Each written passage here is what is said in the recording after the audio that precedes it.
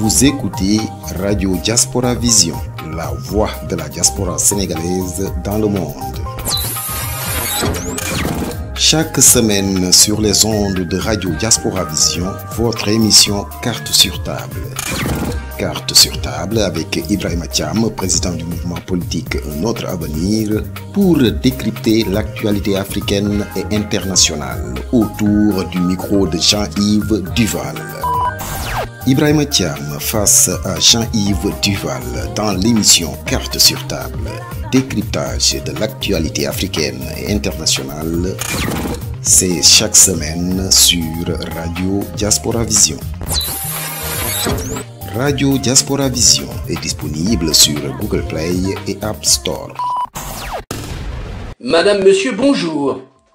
La semaine dernière, à ce même micro, avec mon invité Ibrahima Thiam, nous évoquions la situation très inquiétante en Afghanistan au lendemain du retrait militaire américain, et l'actualité de cette semaine nous a malheureusement donné raison. On apprend d'ailleurs que Kandahar, la deuxième ville d'Afghanistan, viendrait de tomber aux mains des talibans.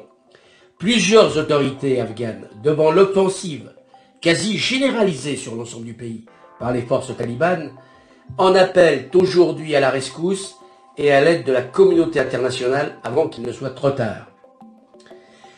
Aujourd'hui, cependant, c'est vers l'Éthiopie que se tournent tous nos regards, car là-bas, face à l'avancée des rebelles tigréens, le Premier ministre vient d'appeler à la mobilisation nationale. L'Éthiopie, où se perpétueraient actuellement des crimes de guerre, peut-être même des crimes contre l'humanité, et où des centaines de femmes et d'adolescentes seraient violées, mutilées, depuis le début des combats voici 9 mois. Nous y reviendrons, nous en reparlerons la semaine prochaine dans notre magazine Carte sur table. Ce samedi, en effet, je voudrais profiter que notre invité de l'émission, Ibrahima Thiam, franco-sénégalais, président du mouvement d'opposition Un autre avenir et auteur de 2 ouvrages, Un nouveau souffle pour le Sénégal et Ma part de vérité, se trouve sur place pour évoquer la situation de la ville de Dakar, qui, comme chaque métropole africaine, cherche à se réinventer et à se tourner vers l'avenir. J'ai intitulé notre émission d'aujourd'hui Dakar, replâtrage ou lifting en profondeur. C'est donc à nouveau en duplex que nous retrouvons Ibrahima Thiam pour tenter de répondre avec lui à cette question primordiale pour la population de la capitale. Jean-Yves Duval, bonjour. Permettez-moi tout d'abord de saluer tous les amis français depuis le Sénégal, où je me trouve actuellement et où je rencontre les responsables locaux et militants de mon mouvement, Un autre avenir, et où je réponds aux nombreuses sollicitations médiatiques. Permettez-moi aussi de vous féliciter sur votre sens de l'opportunité, comme en témoigne votre sujet d'aujourd'hui, profitant de ma présence sur place. Il se trouve en effet que là, comme ailleurs, ce n'est pas propre à Dakar. Les choses bougent aussi bien en matière de logement, trop peu vite sans doute, mais quand même d'espace public, de complexes culturels, etc. Même si Dakar, Ndakarou en Wolof, pardon de la prononciation, n'est pas Lagos ou la tentaculaire métropole nigériane, avec 1 million d'habitants, 4 si on y ajoute la grande banlieue, Dakar peine à endiguer l'exode rural, une tâche dévolue bien sûr à l'État, mais également aux maires des 19 communes d'arrondissement. Dakar n'est pas non plus comparable à Kigali, la capitale du Rwanda, qui est une ville policée où le périmètre urbain est soigneusement codifié. À côté, Dakar fait l'effet d'un théâtre où le folklore est présent à chaque coin de rue. 3 villes, 3 capitales très différentes. Comment expliquez-vous cela, Ibrahima Thiam? C'est vrai qu'on ne peut pas les comparer. La situation de chacune d'elles est unique et tient lieu à son histoire, sa culture, ses traditions. On ne voit pas forcément ailleurs qu'à Dakar des talibés aux pieds nus qui mendient ici et là, et ils sont très nombreux. nos carrefours ne disposent pas de feux tricolores et les constructions sont souvent anarchiques. Quelqu'un a dit, et je partage cette vision, l'anarchie qui règne à Dakar confère aussi sa magie à la ville, dans ce métissage d'une Afrique bouillonne et ultramoderne. À Dakar, on va trouver pêle-mêle des élus de bonne volonté et des militants dévoués à la préservation du littoral, des architectes visionnaires comme des bâtisseurs sans scrupules. Vous venez d'évoquer les élus locaux et la transition est toute trouvée pour aborder le sujet des élections municipales reportées depuis 2019 et qui vont finalement avoir lieu le 31 janvier prochain, en 2022 donc. Selon vous, la majorité présidentielle a-t-elle l'occasion de gagner une mairie qui lui échappe depuis l'arrivée de Macky Sall? Vous avez bien fait de préciser que cette échéance a été maintes fois reportée depuis 2019. Et encore récemment, le 2 avril dernier, elle a été une nouvelle fois reportée pour être fixée, en effet, le 31 janvier 2022. On peut d'ailleurs se demander si le choix de cette date est très judicieux, quand on sait que les élections législatives se dérouleront seulement 6 mois plus tard. Cela va peut-être un peu compliquer d'organiser ces deux consultations électorales dans un intervalle aussi court. On verra bien. Je ne suis pas le seul à imaginer un scénario où on décalerait justement ces législatives pour être couplées à la prochaine présidentielle et qu'elle va avoir lieu début 2024. Je n'ai qu'une confiance très limitée, pour ne pas dire une défiance dans le chef de l'État qui ne serait pas à son premier coup de Jarnac. Comme l'on dit, et ce même si, a priori, il est dans l'impossibilité constitutionnelle de se représenter à un nouveau mandat présidentiel. L'eau a le temps de couler d'ici sous les ponts de la capitale. Nous verrons bien. Je veux bien reconnaître que la Covid-19 explique certains de ces retards, comme on le voit ailleurs dans le monde. Mais il ne faudrait pas que le virus ait trop bon dos. Macky Sall cherche surtout, en gagnant du temps, à débaucher des opposants pour conforter son camp. Par ailleurs, début juin, un projet de loi a modifié la carte électorale de la région de Dakar et certains découpages ont été effectués pour favoriser le camp au pouvoir. Nous avons là une nouvelle preuve de bidouillage à des fins électoralistes. L'objectif étant de faire subir une défaite de l'opposition à Dakar et de ramener la capitale dans le giron présidentiel. Il faut dire que voici bientôt 10 ans, depuis sa première élection en 2012, que Macky Sall attend ce moment-là. Et pourtant, il n'a pas les idées sur les moyens. Je pense en particulier à l'élimination de Khalifa Sall, l'ancien maire, empêché de présidentielle pour cause d'inéligibilité. On dit cependant que celui-ci reste aujourd'hui encore très influent. C'est votre avis? Sa condamnation à la prison l'a en effet martyrisé, car beaucoup de Sénégalais ont vu à travers son jugement un procès politique. Et Macky Sall sait aussi l'importance du vote de Dakar pour les échéances qui vont suivre. Remporter la ville et sa banlieue est donc un objectif du pouvoir en place. Et pour cela, il est prêt à tout. On murmure, par exemple, qu'il envisagerait faire de la capitale et de ses 19 communes un département. Dakar ne serait alors plus dirigé par un maire, mais par le président du conseil départemental. Et pourquoi pas non plus un fonctionnaire directement nommé par le président de la République. Tout cela n'est pas fait. Mais il n'y a pas de fumée sans feu. Et l'opposition doit être très vigilante et s'assurer de l'échec de tels projets, à mes yeux, scélérats de ce genre. Avec mon mouvement, Un autre avenir, je m'y employerai. Par ailleurs, la capitale dispose de ressources financières importantes. Et ce trésor de guerre, entre guillemets, explique aussi le bras de fer passé entre Macky Sall et Khalifa Sall.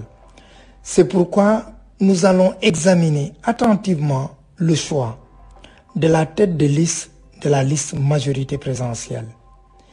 On parle de l'ancien ministre de l'économie et des finances, Amadou Ba. Face à ce candidat, il conviendra que l'opposition unisse ses efforts, réalise au besoin une liste commune et elle devra résister à des tentatives de débauchage, car nul doute que Macky Sall va chercher à la diviser. Venons-en, si vous le voulez bien, à un aspect moins politique et peut-être aussi moins polémique de la ville de Dakar, mais pour autant qui conditionne la vie dakaroise. Je veux parler, vous l'avez compris, de la situation du logement. Tous les observateurs s'accordent au moins sur un point, la ville est congestionnée. Alors comment en est-on arrivé là? Et y a-t-il une solution, surtout, pour en sortir? C'est là, en effet, un des dossiers les plus importants. Et je l'ai vérifié chaque jour à travers mes déplacements depuis le début de mon séjour. Voici une quinzaine de jours.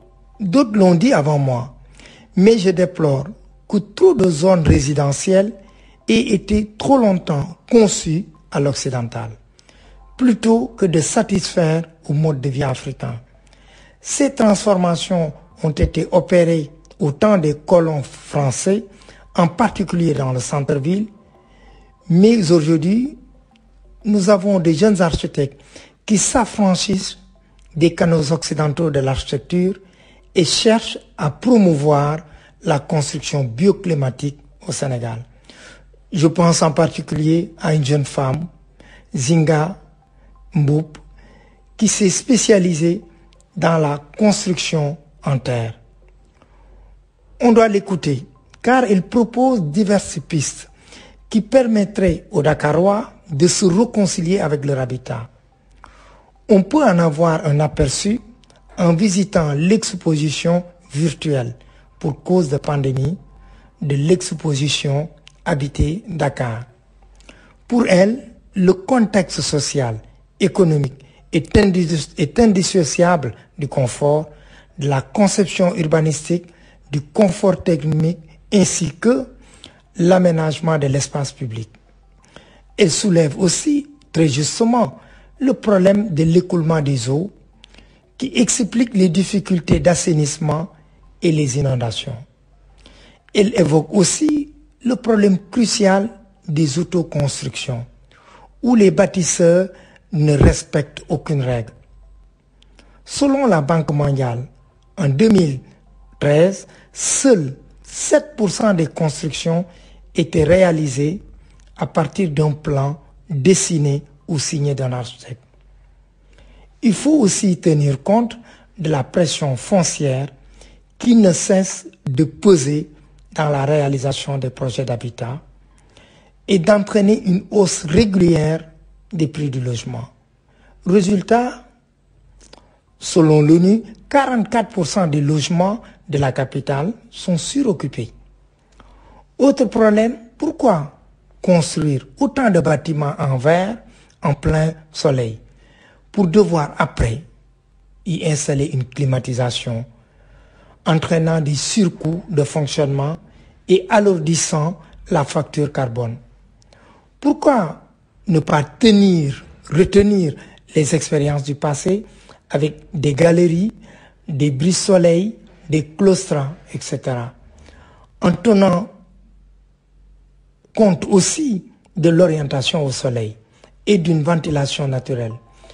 Des matériaux comme la terre coûtent également moins cher que le béton, tout en offrant une meilleure isolation thermique. Comme vous le voyez, il y a beaucoup de choses à repenser, mais je suis confiants, car la jeune génération d'architectes a beaucoup à nous apporter.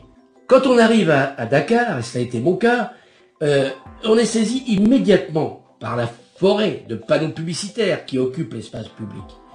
Ne pourrait-on pas réglementer cette invasion qui, et c'est le moins qu'on puisse dire, enlaidit l'environnement? C'est très juste. Et je m'en suis fait à nouveau la remarque à l'occasion de ce nouveau séjour. Ce problème relève des mairies d'arrondissement qui y voient là des recettes financières non négligeables et leur régie délivre trop facilement les autorisations d'affichage. Sur les artères de la ville, c'est aussi un problème de perception de taxes qui a laissé prospérer cette anarchie qui défigure notre paysage urbain. Et c'est sans compter sur les murs eux-mêmes badigeonnés à la peinture de slogans commerciaux. La solution passe, comme ailleurs, par les abribus. Mais la plupart d'entre eux ont été vandalisés lors des émeutes de mars, car censés appartenir à des intérêts français. Je souhaite qu'on réglemente tout cela et qu'on ne voit plus des entrées et des sorties de ville massacrées par cette invasion de panneaux publicitaires. Comme pour beaucoup de capitales, particulièrement africaines, la pollution constitue un énorme problème. Il en va de la qualité de vie des habitants. Que peut-on faire pour que Dakar soit plus respirable? Vous soulevez là une autre inquiétude. On parle d'aménagement indispensable à venir, mais il ne faudrait pas qu'il reste au stade des études et reste dans le carton.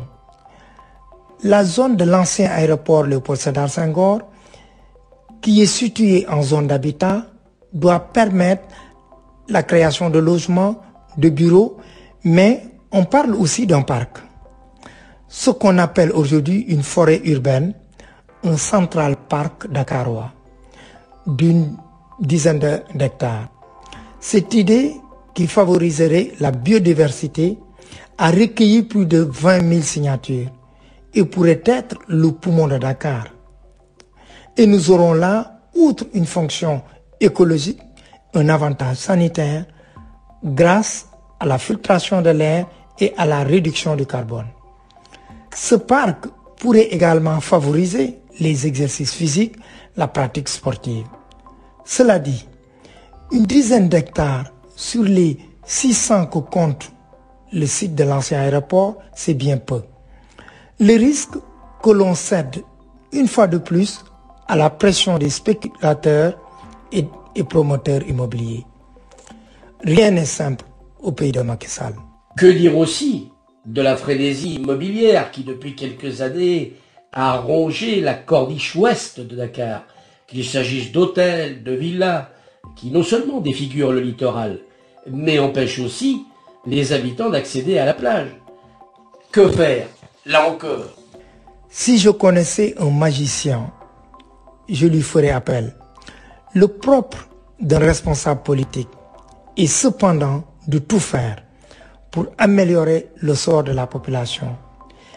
Et force est de constater que sur ce sujet-là aussi, il y a trop d'intérêts financiers pour laisser insensible une classe politique avide d'argent qui se laisse trop facilement corrompre. Ces monstres de béton qui pullulent sur la corniche sont un véritable cancer. Et les dommages causés sont irréversibles. Il n'y a d'ailleurs pratiquement plus de terrain vierge sur la corniche et toutes les promesses qui ont été faites pour préserver le littoral à cet endroit se sont envolées. Alors qu'il suffirait de faire appliquer strictement certains règlements sur la protection du domaine public maritime. Où est la corniche verdoyante que nous promettait Macky Sall en 2019? Comme Sœur Anne, on ne la voit pas venir. A-t-il peur d'exproprier des notables qui ont acheté des terrains à vil prix qu'est-ce qu'il attend? Que Sonko, s'il arrive au pouvoir, ne casse tout comme il l'a promis sur la corniche? La vue sur l'océan devrait être un droit et non un privilège. Le temps imparti pour cette émission nous manque cruellement, car nous pourrions évoquer encore d'autres dossiers importants, tels que l'aménagement du port de Nayan et surtout celui du futur port en eau profonde de Ndayan, à 70 km au sud de la capitale. On pourrait aussi parler du futur multiplex dans le quartier Mermoz, d'une superficie de 5000 m², doté de 7 salles, et d'autres sujets encore. Mais nous aurons l'occasion bien sûr d'en reparler à l'avenir.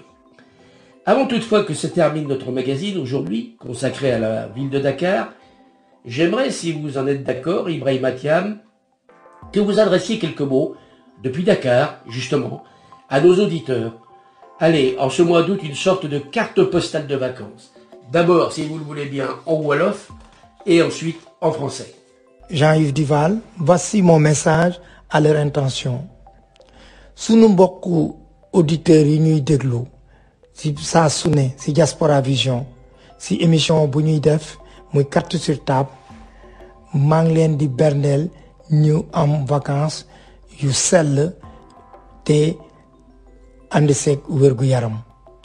maa ngi leen di ñaan tamit ñu jotagul ñàkku ñu def lu ne pour ñu dem ñàkku ji ndax mbas mi teel fi jóge.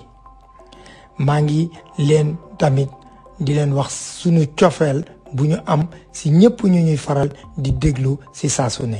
À tous les auditeurs de Diaspora qui écoutent chaque semaine notre émission, je vous souhaite une excellente fin de semaine. Là où ils se trouvent, en espérant que ceux qui ne sont pas encore vaccinés contre le virus de la Covid-19 le fassent très vite. Je leur transmets toute ma sympathie. Eh bien, il me reste à vous remercier, Ibrahima Thiam, et à vous donner rendez-vous samedi prochain, où nous parlerons, comme je vous l'ai indiqué en début d'émission, de la situation dramatique que vit actuellement l'Éthiopie. Un dicton dit qu'Abidjan est doux. Après vous avoir écouté tout au long de cette émission, je me dis que Dakar, en revanche, est un peu fou. Mais la folie est souvent source d'innovation, d'énergie, de créativité. Et c'est bien sûr tout ce qu'on souhaite à la capitale du Sénégal. Je vous retrouve bien sûr samedi prochain. Et d'ici là, passez tous et toutes une bonne semaine. Portez-vous bien. Carte sur table avec Ibrahima Thiam, président du mouvement politique Notre Avenir, pour décrypter l'actualité africaine et internationale autour du micro de Jean-Yves Duval. Ibrahima Thiam face à Jean-Yves Duval dans l'émission Carte sur table, décryptage de l'actualité africaine et internationale. C'est chaque semaine sur Radio Diaspora Vision. Radio Diaspora Vision est disponible sur Google Play et App Store.